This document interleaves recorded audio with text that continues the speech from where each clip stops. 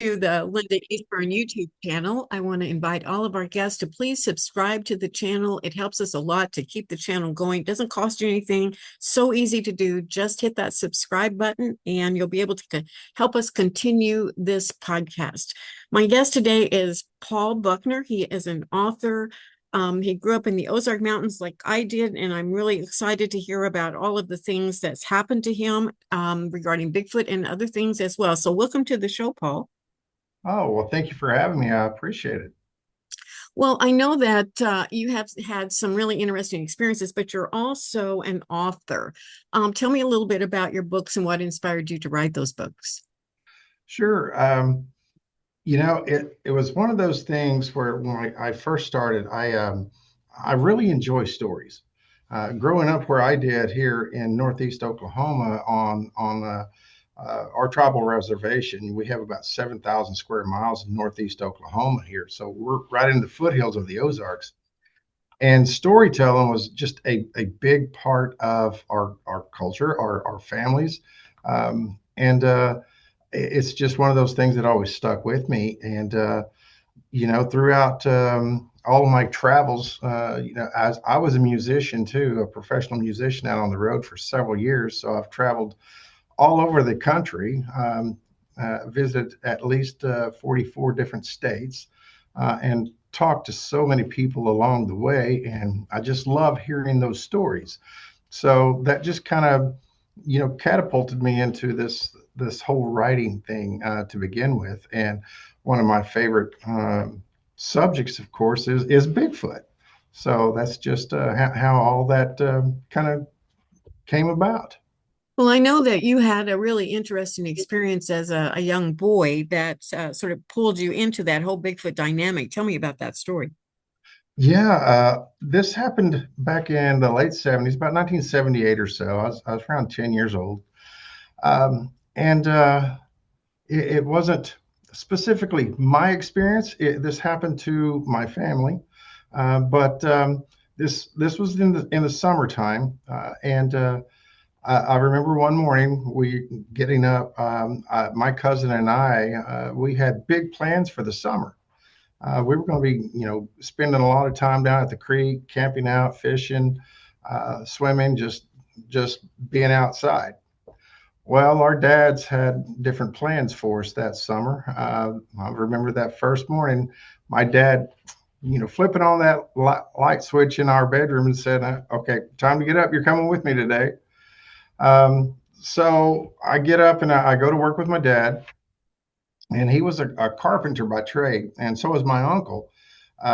So me and my cousin were about the same age, and we would go and help out sometimes when they're working on a house. We would do things like clean up, picking up scrap lumber and things like that, and just carrying stuff, being a gopher basically, grab a saw here, a hammer there for them, whatever. Well, we went to work that morning with them, and I remember getting to the job site. We're working on building a house in this small little community, and uh, we get out and everything is going great. All that morning, my cousin and we were just helping out where we could, but we still had a lot of time to mess around. But I guess around lunchtime, one of the neighbors came over looking for our dad, saying, where are they at? I mean, he was like really worried. And back then, this was a time well before cell phones, but everybody in the county kind of knew each other.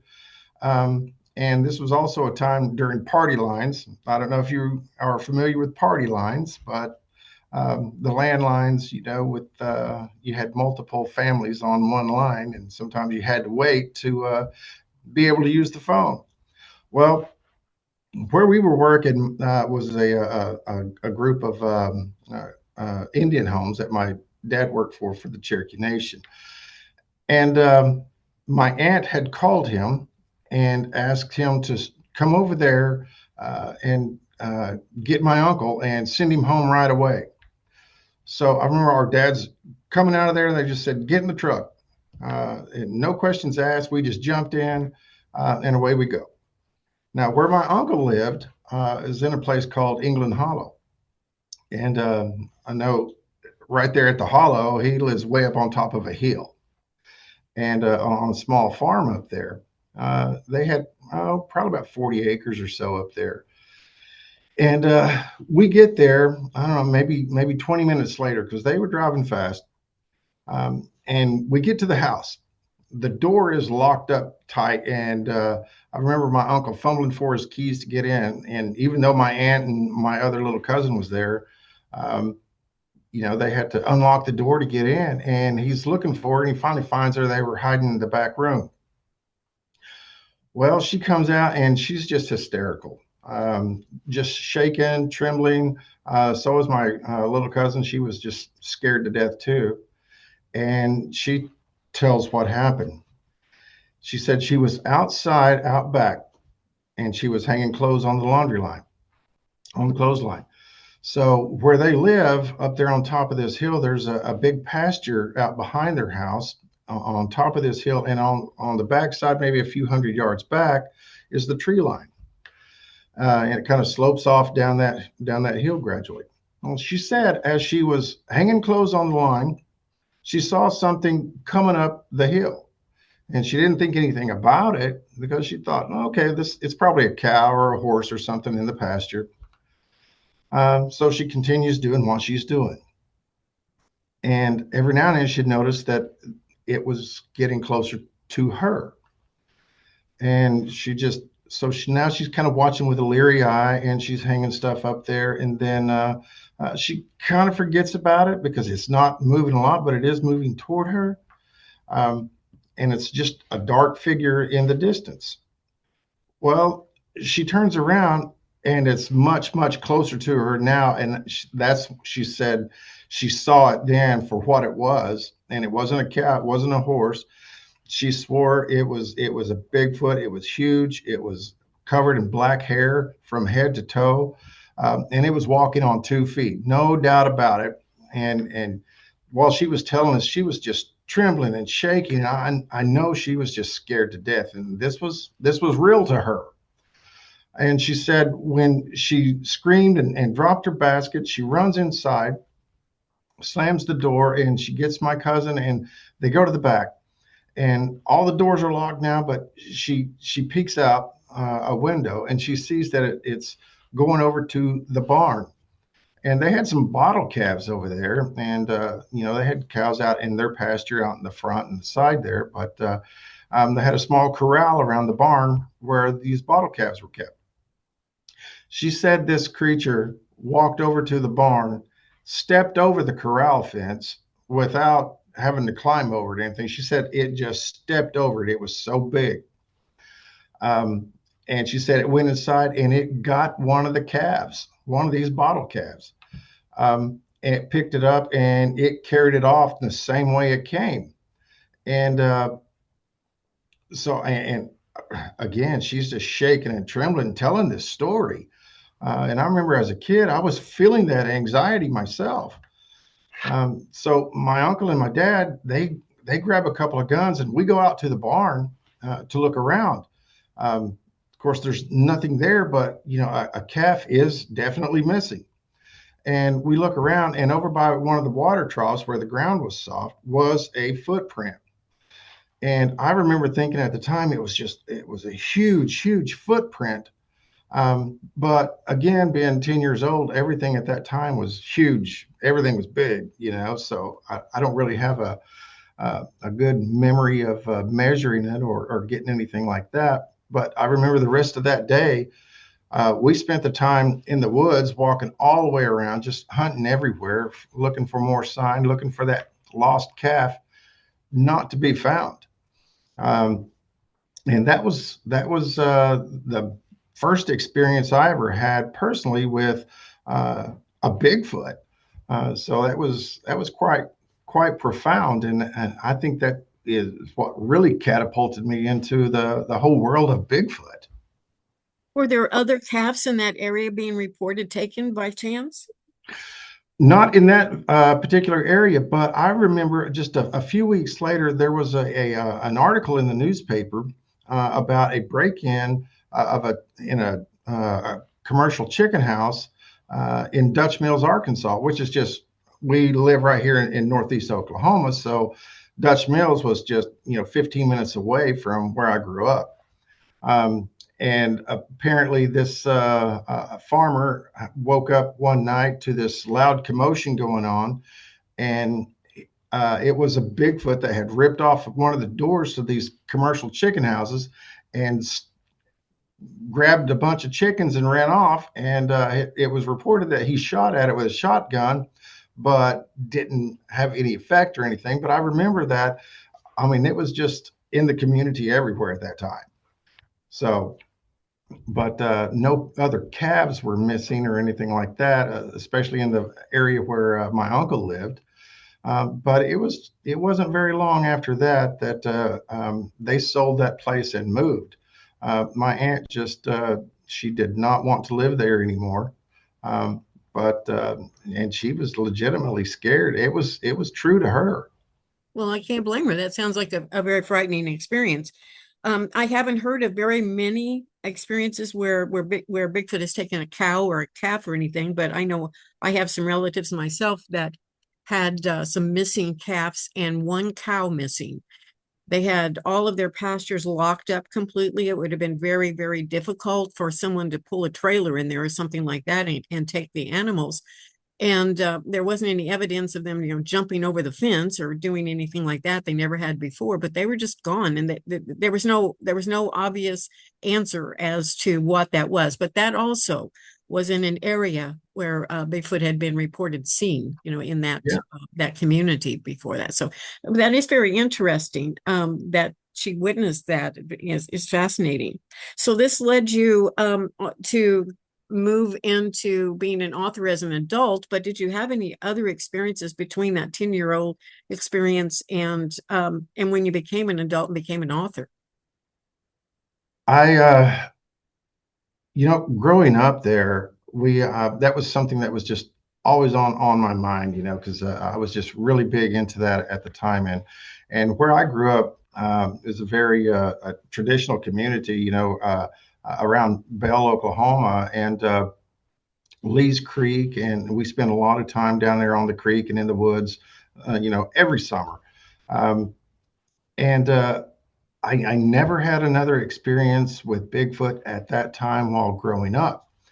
It was much later, after, um, I don't know, it was when I was about 18, after I graduated high school. I was out on the road as a musician for many years, and um, talking to so many different people and interviewing so many people, and just I was just so curious about and especially other Native American tribes, what kind of folklore that they may have, or any stories that they may share, things like that. So I was always kind of collecting those stories, and one day I wanted to write a book, and my first foray into that was Siege at Hawthorne Lake. And it was a fiction book, but it's based on all these different stories, all these different eyewitness accounts, and there's so many things that parallel each other with every story, with every account.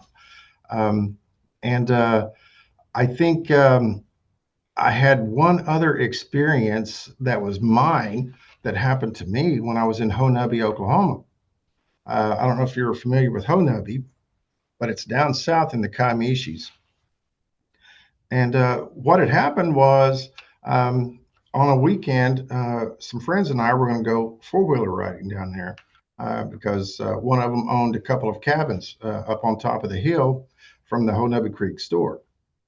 And we go down there quite often, just riding four-wheelers, and there's, 100,000 acres there with rivers and creeks and all sorts of stuff, and all over those mountains that we can ride. The old logging trails, and it's just a really fascinating area. And so I'm leaving from Stillwell, Oklahoma, and the rest of the guys that I were meeting were coming from other areas of the state, like Tulsa and Sand Springs and Bixby and those areas. So they were going in a different direction, or from a different direction, to meet there. And since I'd been there several times, I knew how to get to the cabin. Well, I've got a four-wheel drive pickup, and I've got a 20-foot flatbed trailer on the back with three four-wheelers of my own to meet them. So I drive down, and I get up to the top of the mountain, and I find the turn in right off the paved road. And the turn in is just an old dirt road that winds through the trees to get back there to these two cabins. So, I'm just kind of meandering through the woods, and I finally get there, and it's late in the evening already. And I finally get to the cabin, and I back in with that trailer because there's not a whole lot of room. You just have to kind of finesse your way in. So I backed the trailer in beside the cabin, and I'm sitting here, and I've got my eyes on the road here coming in. And it's getting later and later, and there's no cell service where we were at. This was in probably about 2001, 2002, somewhere in that area. And as I'm waiting, it's starting to get darker and darker. And when you're up there's no lights from any nearby town to kind of lighten up the skyline. It's black. It's just pitch black. And I remember I started my truck, and I was sitting there listening to the radio. And then, but when it's in park, it only stays on for so long. I think 15 minutes, and then it goes off. Well, during that time, it got dark, and a few minutes later, the radio goes off. Everything goes off on the truck, and just turns off. And I'm just sitting here waiting on the guys. And you literally could not see your hand in front of your face. It's that dark.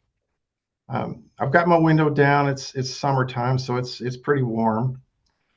There's not much of a breeze at all, but I hear something just off to the left from the driver's side door, and at first it was just kind of a rustle in the leaves. And I'm thinking, okay, it's probably a squirrel or a raccoon or it could be a number of things. No big deal. So I'm still sitting here, and I hear it again, but this time it sounds heavier, bigger, larger, kind of hard to explain that. And I'm thinking, well, maybe I should turn my headlights on and check it out, see what it is. Because I didn't have a flashlight out or anything like that at the time. All my gear and stuff was packed in the back seat. I do have a 45 with me because when you're up there, there's no telling what you could run into. Bears, cats, it's there. So I've got my 45 with me there in the console. I'm thinking, well, maybe I should get it out. Maybe not. It ain't that big of a deal. Then I hear it again, and it's much closer, and it's heavier, and it's louder. And then I hear it again, and it's like two steps, one step after the other. And now I'm starting to get a little bit nervous. I'm thinking, okay, maybe one of the guys was here and going to try to scare me or something. But then there was this presence right next to me that just loomed in the window. And like I said, it's pitch dark there, but the window itself, it just filled up completely. It's like closed in. And I remember the panic that I felt at that moment in time. And here's the funny part. The next thing I know, I'm sitting at the Honobia Creek store, which is 20 minutes away.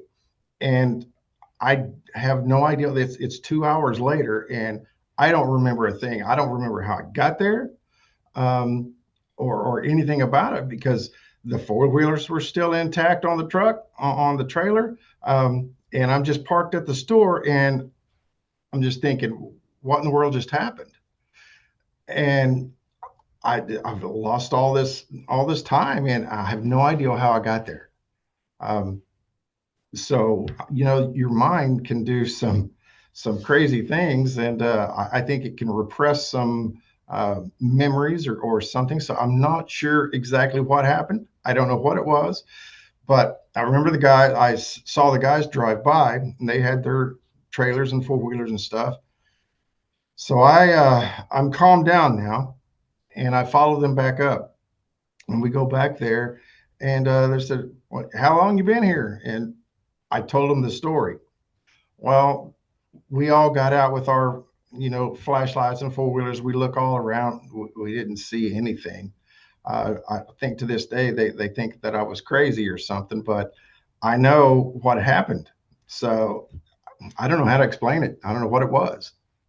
Well, yeah, that sounds like it would be kind of a frightening experience.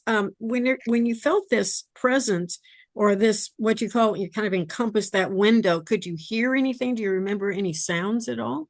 No, and I never smelled anything either. That's one of the things that people always say. Bigfoot's got a really rank smell to it and stuff, but I didn't smell anything at all that I can remember that I recall. But the whole window is just filled. It's just a presence just looming there. Um, so I don't know what it was. And it was just on the window on on the driver's side where you Right. were that kind of. Did you have your Right. window rolled down? You Yeah, did. I had my window down, and at the time I was just kind of leaning back in my seat, So um, it's just you can feel it's like when somebody walks into a room and you're not looking at them, you feel that presence there. Something changes in the room. That there's a certain pressure or something like that that changes in that room. You don't see them until you turn and look, but they're there. It was that same sort of feeling. Yeah, and I can imagine you said there was kind of a light breeze or something coming through the windows. It would cut off air. If Yeah, something is standing right at that window, it would cut that airflow, it seems like, right. through the truck. So there could have been a lot of little things that you were picking up on that made you sense that or feel that presence there. Yeah, I think so because I think your mind also has that um, the old lizard brain, from ancient days back there for survival. It's one of those things that your senses pick up on. Absolutely. Yeah. Well, you went on to write some books. Some a lot of your books are not fiction. Is that right? Right. Right. So I know that you have a lot of stories because how many books have you written now? Six altogether, five around Bigfoot itself, three, and I just released volume three of Bigfoot, UFOs, and the Paranormal. And uh, in that series of books, these are nonfiction stories. These are encounters that I've interviewed folks from mostly right around here, Cherokee Nation citizens like myself. Um, and because I really wanted to find that tie in to any Native American lore, because I think that the Cherokee Nation here in Oklahoma, we have, after the Trail of Tears, I think there were a lot of stories and things that probably died away. After the removal, and we got here. I think some of those stories were forgotten. Um, but always trying to find that tie-in, to talk to elders, especially to see what they remember. And there was one story in particular that was actually recorded by James Mooney, and this was way back in the early 1800s when he was with the Cherokee people there in North Carolina, Georgia, that area, the whole Appalachian area there, and the story itself, um, the creature is very much described as what everybody describes as Bigfoot today.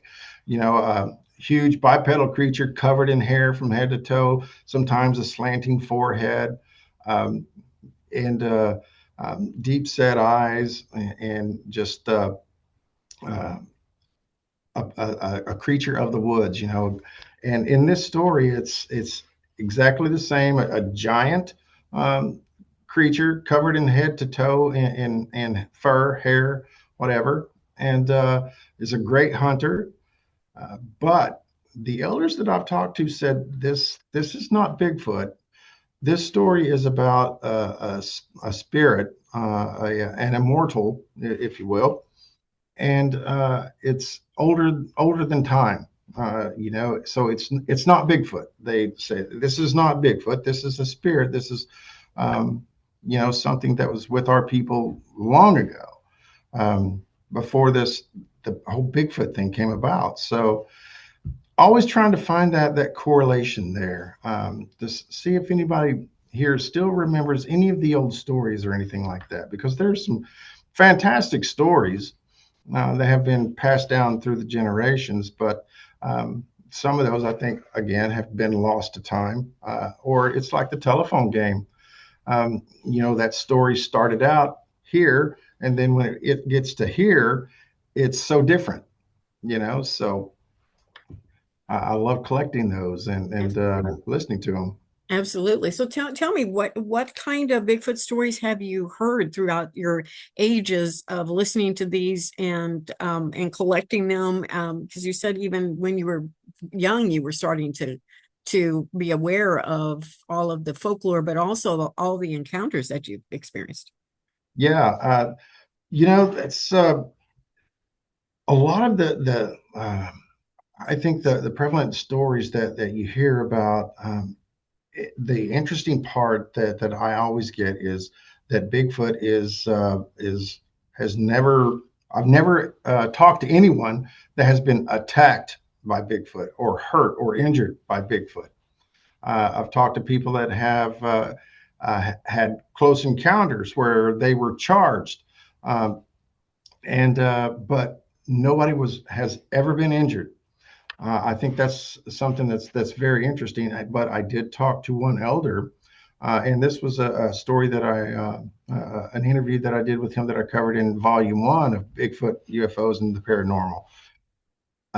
He was an older gentleman that lived down south, eh, right outside of Honobia, and he was a Vietnam veteran, and he he relayed a story where he had been back, from Vietnam for many years, um, but he still had a lot of PTSD. Really, that's not something that was diagnosed back then, but living where he did was very traditional. He was full blood Cherokee, and his family was very traditional in their ways. And where he lived, he had electricity, but very lived very traditional. And the story that he told me was, when he was having some issues. He lived with his mother, still lived with him there. His brothers did not. It was just he and his mother that lived there. Well, he would go off on little hunting trips down there, and he would be gone for days sometimes, just camping out in the woods, just to get away, just to get into nature. Um, and There was a time when he was just really struggling. So it was during deer season too. So he grabs his bow and he takes off and tells his mom that he'll be back in a few days. He's going to just go camping, go hunting. And when he does, the snow starts falling, and he says it got pretty cold. But he gets there and he crosses over the river and he gets to where he's wanting to be, and he kind of sets up camp. And that night everything went just perfectly fine. And the next morning he gets up and decides he's going to go hunting now. He grabs his bow and he takes off, and he actually shoots a deer.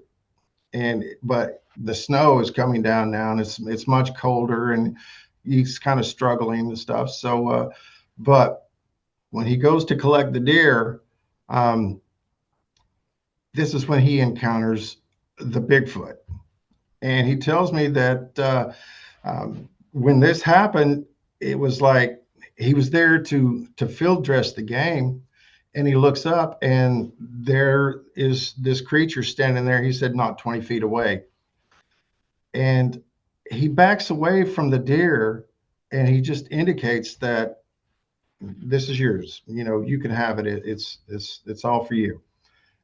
And he said the creature picks it up and takes it. And he says he goes back to the camp, but something really profound happened to him.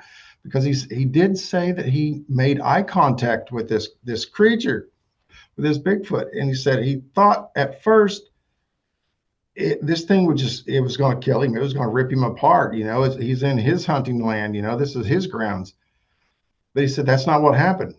He said when they made eye contact, there was some sort of a spiritual connection there. And he said it was one of the things that he had been struggling with is so many of his friends that had been lost in Vietnam, the things that he had to do there. It was just really damaging to the spirit, to the mind.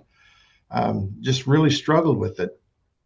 He said, but after that encounter, he said he fell to his knees, and he said he wept, he cried, and the creature finally picked up the deer and just walks away with it. He goes back to camp, and he's sitting there in camp, and he stays another day, another night, but he gets up the next morning. He's not afraid. He said he was not scared. He wasn't scared anymore after that encounter. He wasn't afraid at all. But he's leaving the woods now, and he's going back, and he's starting to cross the river. And when he does, he slips in. And he's weighted down with all of his packs and stuff, and the river's flowing pretty good. He said the water is just so cold, and the bank was just so slippery that he couldn't get out. And he thought he was going to drown, thought he was going to die. That was it. That was his time. But he said that didn't happen. He woke up. When he woke up, all of his things were on the other side of the river next to a fire that had been built. And in the fire, in the flames, was a fish in the flames. And he was cold, he was frozen, but all of his things were there. And he really feels that this since he helped the Bigfoot helped him. And that was his story. It was just amazing to hear him tell it at his own pace, and it was just so slow, and he meant every word of it. He was so earnest about it. And I mean, he really bared his soul to tell me about this encounter. It was just amazing to hear that. I've heard several stories where Bigfoot seemingly came in to a rescue situation or some kind of healing ceremonial situation where someone feels like they were very beneficial to them. Mm-hmm. Yeah, and that's one of the tie-ins too to some of the Cherokee lore about the spirit people, like the little people, for instance. They're very mischievous, but they've been known to help people who have been lost in the woods. You know, and there's a lot of stories like that within the Cherokee culture about the spirit people and the woods and the immortals, the folks like that will help those lost hunters. So I found that correlation there just fascinating. What do the Cherokee people believe Bigfoot is? Well, that's the thing. The Cherokee tribe here in Oklahoma, we don't have any real stories other than the one that that's been recorded by James Mooney in his book. And that book was the history, myths, and sacred formulas of the Cherokee, and you can find that story there. And but here in Oklahoma, that's why I'm saying, I think we've lost a lot of those stories, because I'm trying to find those, and but here we just don't have them other than contemporary stories about encounters that have happened. Have you researched other tribes or other areas that have any kind of philosophy about what Bigfoot might be? I've talked to a couple of friends that are Navajo, and they've got some different stories and beliefs about Bigfoot and what they believe. But they also have a lot of contemporary encounter stories and stuff too that I think are somewhat changing the culture and the dynamic there with that. Um, and some of those stories, I think, are being lost. But yeah, the Navajo, they've got several other spirits and um, things like that too that have been kind of wound around this the whole Bigfoot phenomenon, and shapeshifters and skinwalkers and things like that. So they've got a lot more, I think, with some of those other tribes like that than what we do here. A lot of the stories I've heard is that a lot of the Native American tribes believe Bigfoot is lives between worlds. And as you probably know, in the Bigfoot camp, there is definitely a divide between the flesh and blood creature in the woods and the spiritual being that many people believe Bigfoot is. But it seems like that some of the stories I've heard anyway is that Native Americans often are used to, believe that they were both. They live between two worlds. What is your thought on that? Yeah, there's a lot of that here, and I think that is pretty much a common belief here with the Cherokee too, is that it is a spiritual being that can walk between these two worlds. And it's one of those things where you know Bigfoot, he's not going to let you see him unless he wants you to be seen, that sort of thing. But yeah, it's pretty much prevalent too that it is a spiritual being that can walk between both worlds, and that you know, and in ancient times we could too at that point, and even the animals, they could speak, they could all communicated with one another, with us too, and then over time that slowly went away, and we have lost that ability to walk in both of those worlds. But maybe certain medicine men, can still do that and bridge that gap. So that's a very interesting take, and you know, there's a lot of I think encounters too where there's uh, other like lights and orbs and things like that at the same time that a Bigfoot was encountered or seen, or somebody had an experience like that in the woods. So, there's a lot of different aspects to it too. I was always on the camp that Bigfoot is a flesh and blood creature. It's a mammal just like us, that is just obviously very skilled in the woods. Uh, and I think I lean toward that more than anything. But I also respect the spiritual side of it too, because I think there's a lot of that. Um, uh, because we still like go to water every day. That was an important aspect of our culture. Um, you know, so the spiritual side of it is something that I think has to be respected, and listened to. For sure. So, talking about orbs and lights, have you ever seen an orb out in nature when you've been camping or something? I have. I've experienced a couple of times like that when we've been out hunting at deer camp or anything like that.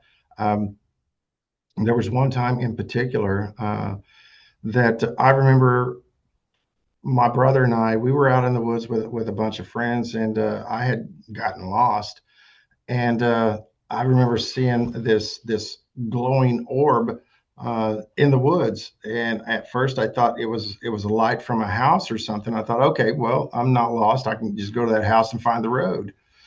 But as I kept walking, I wasn't getting any closer to the light itself. But as I followed it, it led me back out to the path to an old dirt road that I'd found, and I found my way back. That was a very interesting experience because I mean it was very, very real to me. I saw it. I know what it was, and it's something that you can't take that away. I know what it was, and that was just very spiritual. I think that was a spirit that was helping me and leading me out and keeping me from being lost. heard some people talk about Bigfoot and orbs where they can move into an orb and that becomes their body and move where they can move so quickly. Mhm. You've I heard that? Yes, I've heard that. I actually interviewed a guy that was he was a professional guide, but he was camping with his wife. I think this was over at Devil's Den in Arkansas, not very far from where I grew up, actually. But he said they had really hiked back in quite a ways into the woods and stuff by this creek. Um, and this is one of the stories that is covered in, I think, volume 2 of my series. And that was a very interesting story because uh, the things that happened to him while he was camping and the fish, he had caught some fish, and these fish were stolen while he had walked on down the creek. He had them tied up, and he's walking on down the creek and fishing some more. And the fish were stolen when he comes back. And he said, he's a professional guy. These fish didn't just get away; they didn't get off the line, and because the line, everything was just gone. Well, the things that happened that night later in the camp, he said he saw the creature, but he also saw these orbs, these lights that were playing in the woods that were not like a flashlight. The way that they moved and stuff when he had awoken in the middle of the night, you know. And he said they were white orbs, but they were floating in the trees. And he said that the way that they were, he said it wasn't flashlights. You could tell a flashlight beam. There was no beams to it. It was just a couple of orbs that would move up and down and behind and around trees and stuff at the same time that he saw the Bigfoot that night and his camp. And when he woke his wife up, she saw the orbs later, but she did not see the creature. He saw it. Um, but it was during the night because he had woken up and turned his flashlight on and saw it in his camp. Um, and it had backed off into the woods. And that's when he said he saw the orbs. So it was at this very same time that he was seeing this. Um, he's one of those guys that he's not scared of anything. Um, so he said he grabbed a gun and tried to find it in the woods and stuff and around the camp. He said he was hollering and shouting and stuff. That's when he saw the orbs, but he said he never saw the creature again. So it just kind of makes you wonder how the two are interrelated there. So I don't know. Well, yeah, it does kind of make you wonder. And then I've also heard of people like encountering some of these orbs, and they seem to be somewhat conscious because they tended to interact. They tell them to go away and they go away, or come here and they would come here. Just a lot of interaction that seems to be as if they are somewhat conscious of our thoughts or Yeah. even our words, possibly. Yep. And in this the latest book that I've done on volume 3 here of Bigfoot, UFOs, and Paranormal, that's one of the things that I talked to a guy on the lake about on Lake Tenkiller. Um, a lot of these strange lights and these orbs and things, they also see them on the lake, and he was very skeptical about what he was seeing too, because he's seen them more than once. And he thought, well, okay, lights do a lot of strange things at night on the water, because you could see lights from a marina or from other boats or from planes flying overhead, bouncing off the waves and stuff on the water.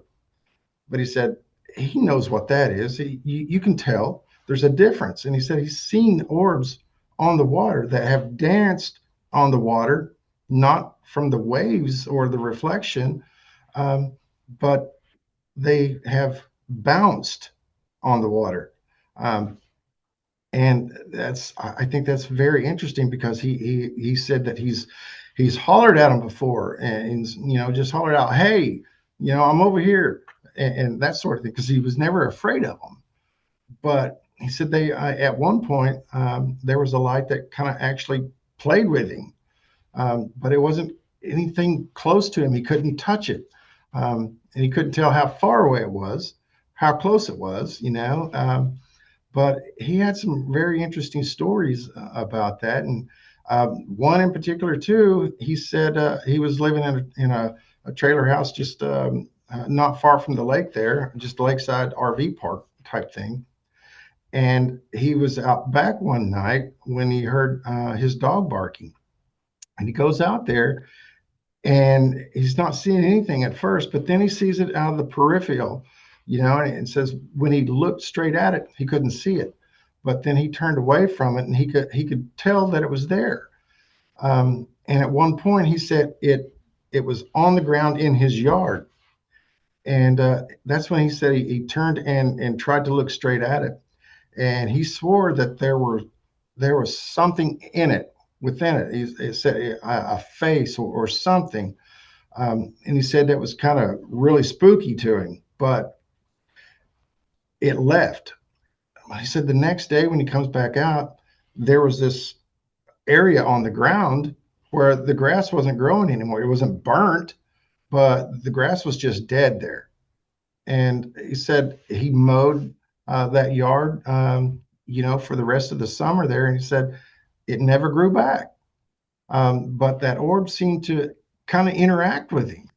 So I thought that was a very interesting story too. Do you know if he had any tests of the soil there to see if there was any change in the soil or any kind of radiation or anything? No, I don't think he went to that extent or anything. It was just one of those little things that happened that he didn't really investigate any further. But it makes me wonder if there was something to that, some sort of an electrical charge or something. But he said the grass was just dead and it wouldn't grow back. It wasn't burnt, just dead, just died. I've heard of that before. There's a ranch out in Colorado that's had a lot of anomalies, including UFOs and Bigfoot and all kinds of things, but they also had an area like that nothing grew. It just was a circular area that Yep. that nothing would grow. And I've heard a lot of UFO stories where there was a craft landed that then nothing would grow within that site from there. Which Right. brings us to other parts of your book. It's not just Bigfoot. It's Bigfoot, UFOs, and paranormal. So, what kind of UFO stories have you run into? Oh, well, that's one of the reasons that I wanted to include UFOs in this particular series is because an event that happened to me one time in particular. Um, this happened. It was late in the fall, and I was coming back from Fort Smith, Arkansas, and I lived in Stillwell at the time, and it was late at night. It was before midnight, but so I think it's somewhere between 11 and 12. And this was on a Sunday night. And so pretty much the town had already rolled up all the concrete sidewalks and stuff, uh, asleep. And it was kind of misty out. Well, my wife and I, we pulled into the only gas station that was open there at the edge of town. And she goes inside to get a drink. And I'm putting gas in the car. And while I'm standing out there, it's one of those misty nights. You can see the street lights and the mist just kind of falling out, and the lights are just glowing. And I hear this. Well, I felt it more than anything. This low pulsating rumble, and I started looking around thinking maybe there's a semi or something, somebody started up, or a dump truck or something, because it's that low engine rumble. And I'm looking around, there's nothing around even close. Um, and then something just made me look up. And when I looked up, I had to walk out from underneath the canopy because I saw something outside of the canopy. And I walk out and I'm looking up at it. And when I do, I can see this huge. It was giant. Um, it was a craft that was barely moving, maybe 100 feet above us, if that. It was just, I mean, the size of a football field. It was just slowly moving by, and there were no lights on it, but yet the lights from the street lights and stuff illuminated the bottom of this thing. There was no engines that you could hear, but you could feel it. And I'm just looking up at it and staring, and my wife walks out at the same time.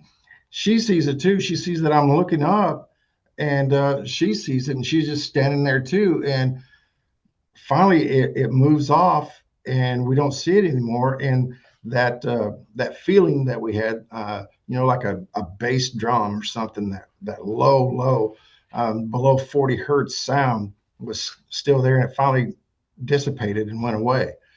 That was just incredible. So that's one of the reasons why I wanted to include some UFO stories too, because I've talked to people that have experienced similar things. So that was a pretty profound moment, because now I don't think there was anything man-made that could move that slowly and that big. Um, it just couldn't have been. Yeah, it's kind of amazing. With all the people that you've interviewed, because you have such a volume of information in your books, do you feel that people have more UFO encounters or Bigfoot encounters? Here in Northeast Oklahoma, especially on the reservation area, I think there's more Bigfoot stories than anything, but I think a close second is definitely UFO stories. Um, there's just a lot of people that have seen things that they swear couldn't have been man-made. But you know, who's to say? Um, but I think one of the theories that I have is that I don't think UFOs come from other solar systems or anything. I think if there are UFOs, they were here long before we can remember, um, and they were a part of this. I don't know where, maybe under the ocean, maybe somewhere in the mountains. I don't know, but I think they were something here long before us. So I don't know. It's very interesting. What was the most interesting UFO story you've heard? One a guy that I talked to, and it's covered in volume two. Um, was a guy up. He was up north. I forget what state it was, particular, maybe Montana or something like that. But he's a pipeliner welder. He was driving home late one night, going back to his RV camp, and uh, he said he saw something in his rearview mirror, and he said it's a lonely stretch of highway there, and he saw the lights, and he figured it was just another car, another vehicle, something coming up to him. But he said it was so far behind him, it was just barely a little blip in his rearview mirror. Then the next thing you know, it's just right there on top of him. And he said when he looked in his mirrors again, it was there in every mirror. All these lights is just a big bright light just all over him. And he said that's when his truck died. And it's a welding truck, so it's got the big flatbed and welder on the back and stuff, and dually pickup, a new one. And he said it died. Everything died. And he got out, and this UFO. He said it was definitely a UFO, because nothing that we've got. It wasn't helicopters or anything like that, but it was just right there above him. And he was in the ditch. He was staggering around. He said he fell in the ditch a couple of times, just trying to look up and see what it was, because it was so bright. And finally, it left. And when it left him alone, his truck came back on. He was able to start it and drive back home. So, I asked him some of the obvious questions, well, have you been sleeping? I mean, a lot of these welders, they work long hours. Is it something that could have happened? You could have fallen asleep and dreamed this up or anything? He said, absolutely not. He's fine. And no drugs, no drinking, nothing like that was involved. He said, this was legitimate. This happened to him. He said the engine would not start. It wouldn't. There were no electronics at all that would work. But he said after it left, his key was still in the ignition, obviously where it was still started, but it wasn't running, obviously. But and it was still in gear. But the dash lights and everything blinked back on, and the buzzing came back on, and he got in and put it back into park, and he said it started right up, no issues with the truck after that. So I don't know. I don't know what could have done that. You would think that an EMP would killed it altogether and it wouldn't start up again after that. So I don't know what could have caused that. I've heard of several stories very similar to that, where the light over an automobile stops, light goes away, and eventually the automobile runs again and everything's fine. As a matter of fact, I really close person that I know that happened to them. And I wrote about it in my book, Threshold to Encounters, which also covers kind of the paranormal UFOs and Bigfoot. Yeah. In your time that you have researched all of this, what do you think is the correlation between paranormal events, UFOs, and Bigfoot? That's one of the things. I think that's the biggest mystery is how are these things related, and are they related at all, or are they just coincidence? Excuse me. But I'm not sure. I'm still on the fence with it, because I think a lot of these things are just purely isolated events. I don't know if one has to do with the other or anything like that. I think one thing that I do believe is that certain people are more perceptible or have more sensitivity to these types of things, especially when it comes to spirits and ghosts, if you will. Um, because I've had a few experiences that of things that have happened to me, and I really believe that some people have more sensitivity to these things and can witness more. I think it can happen to everybody, but I think some people just actually notice it. Um, so I'm not sure what the correlation is. Well, I'm right there with you. I wrote a book on it and I put out some theories, some ideas, and some speculation, but that's as close as we can get. But one thing we sure do know is that it's still a mystery. And it's the mystery that keeps us, probing and looking and trying to find some answers. So how do people find your books if they want to purchase your books? Yep, Amazon.com. My everything is there with Kindle Unlimited, so it's free with Kindle Unlimited, of course, and all of my books are right there on Amazon. And they can go in and just search Paul G. Buckner.